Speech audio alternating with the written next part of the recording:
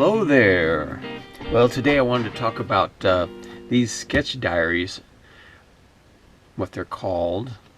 I get them from Walmart, and they're like $3.60 something cents for 70 sheets, and it's really nice paper.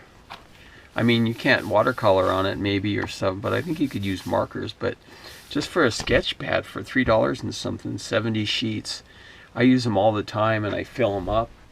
And like here's an old one, and I just fill them up with all kinds of sketches and ideas, you know, whatever. Anyway, that's why I get them. I also I pick up this paper at Walmart. This is a cardstock, and it has like a plate Bristol finish, you know.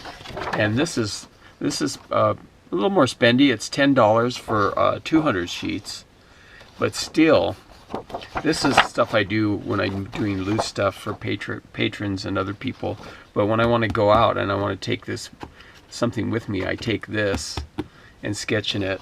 So anyway, what I do is I think it's cool they have these things in here that come out, but what I do is I turn it upside down because I'm left-handed, and I take this thing out, and then this is a sketch I did. What I do sometimes is, like, these are a bunch of different sketches I did, light pencil sketches, and I took this character into Photoshop and then darkened him up a little bit and then printed this out on some card. And but I could take any image or picture and put it in here. You can also give it a name or dates and stuff. And I cut it down a little so it'll slide in easily. So this is the front of this brand new one, and I usually leave the first page blank. But see, I'm drawing this way because I don't want my hand hitting this, because if I have it the other way, I'm left-handed, I hit the rings, and I don't like that. So leave the first page blank. I already started doing some stuff here, and here I'm using a couple different pencils. I like using the Blackwing matte pencil. That's for these darker ones. This kind of looks like Drew Barrymore, a little bit older though. So you're going to get really dark, rich lines with the Blackwing matte pencil.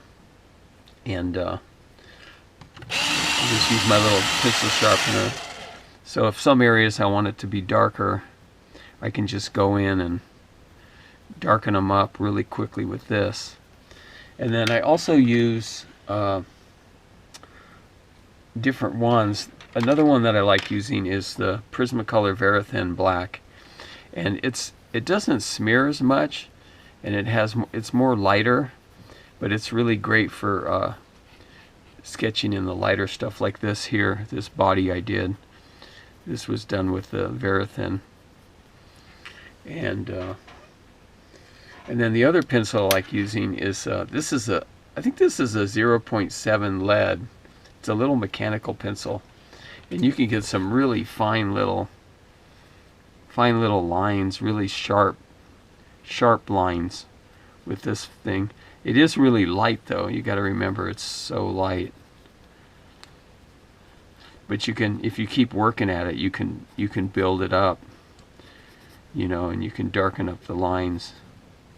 Or you can come in, if you want to darken up the lines, you can come in with your Verithin and make a little bit darker lines,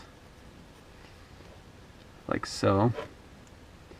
But for laying out like simple lines, like I don't know, it seems like a lot of comic book artists use the mechanical pencils.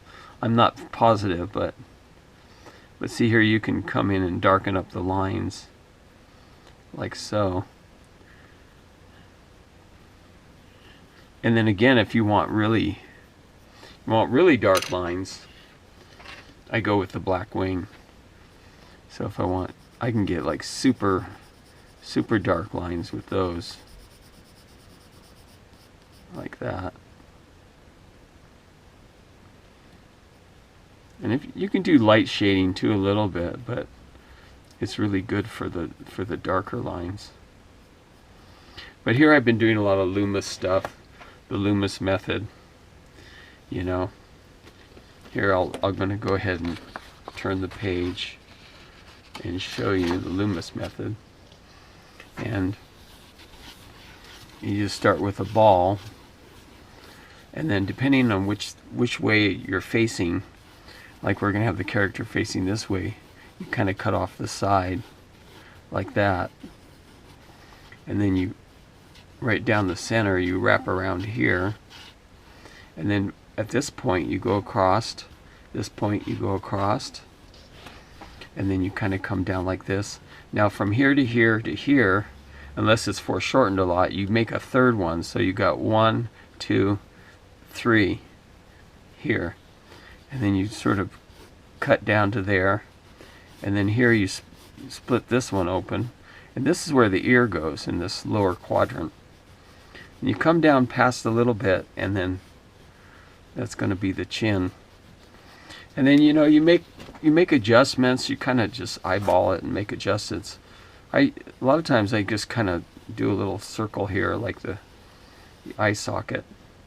But this is where the eyebrow goes here, and then the eyes go here, and then the nose usually come down to around here, and then the mouth like so. And then you can start, here's like the sort of the jawline. At this point it's starting to look more like a female based on the proportions, so I'm going to go with a female character. And then you can switch your hand to the more tripod mode, and you can start putting in like some details, and like the nostrils, and don't worry about the lighting yet. And then we're going to put the lips right here, like so. Darken the top lip a little, and then the bottom lip like that, and then the eyes. Put the eyes in, and then I'm going to make adjustments because I kind of made the face a little bit smaller, so I'm going to come in here and just make some adjustments to it. It's all a guide. You don't have to follow exactly. I'm going to change the shape of the head, because you're using it as a guide. Like I got the ear way over here now. I'm going to split this up into quadrants again, and now I'm going to put the ear here. And the ear usually is around the top of the jaw. So, and then I'm not using any reference here because I've been practicing a lot. But if you have a character that you're trying to do a portrait or something, which I'm not good at. I have problems doing portraits and copying people, and it's a weak point for me because I'm still learning so much.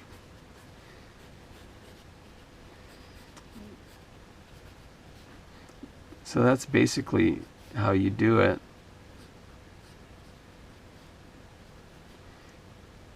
Let's put her eye over here. It's kind of looking up, kind of pondering life. And then the hair, you just, it's blocked in, so start with blocky shapes, more covering over the top of the head.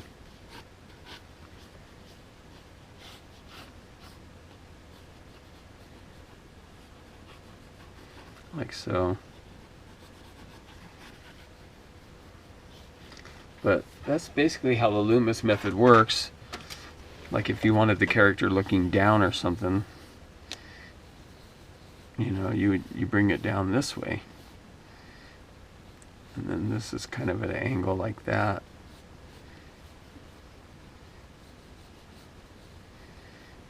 And it's same sort of thing. You split it into to areas, and it looks like Iron Man.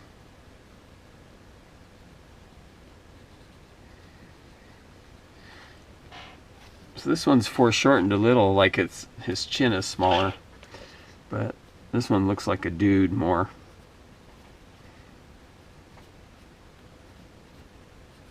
Looks like he's got like a kind of a smirk on his face. And again, what I do is I adjust things, you know. I don't always follow it exactly. You know, I use it as a guide. You know, it's a guide to creating something.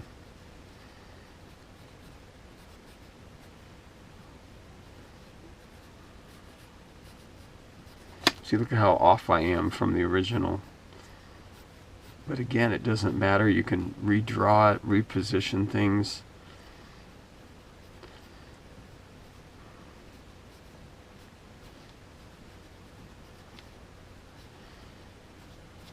And this guy maybe doesn't have as much hair.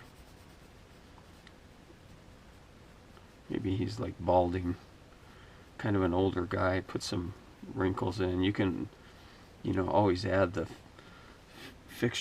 different features to make him look old or something. I'm gonna change this jowl that'll bring it out, and then down like that. He's kind of an older character. It looks kind of like me.